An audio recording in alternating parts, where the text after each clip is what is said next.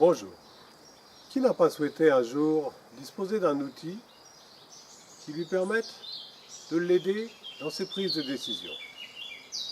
Un outil simple, accessible à tous, qu'il puisse utiliser tout seul ou en groupe pour pouvoir l'aider, tout simplement dans sa vie. C'est le but de l'un mythoscope. Un mythoscope, c'est un jeu qui se présente sous la forme d'un jeu de 50 cartes, accompagné d'un plateau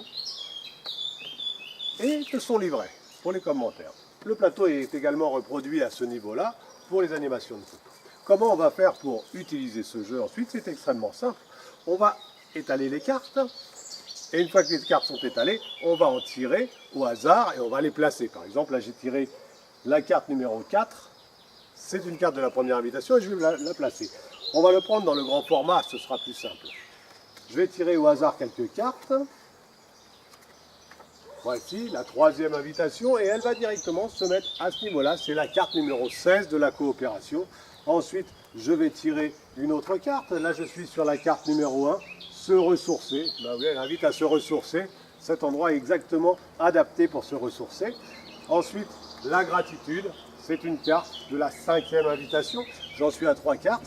Et ça fonctionne tout simplement en choisissant cette carte. Je vais en prendre quelques-unes de plus.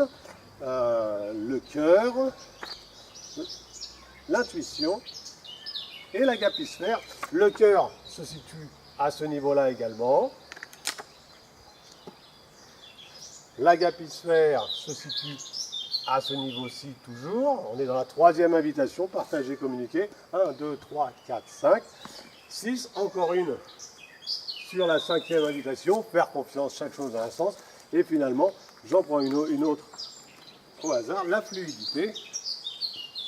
À partir de là, on va utiliser le livret pour trouver, pour lire les petits commentaires. Par exemple, là, il y a un commentaire, la fluidité, c'est un commentaire qui explique que dans les lois de la physique, au début, un écoulement est laminaire, c'est-à-dire qu'il est facile. Si on met de l'énergie, ça accélère, mais à partir d'un certain moment, l'écoulement devient turbulent.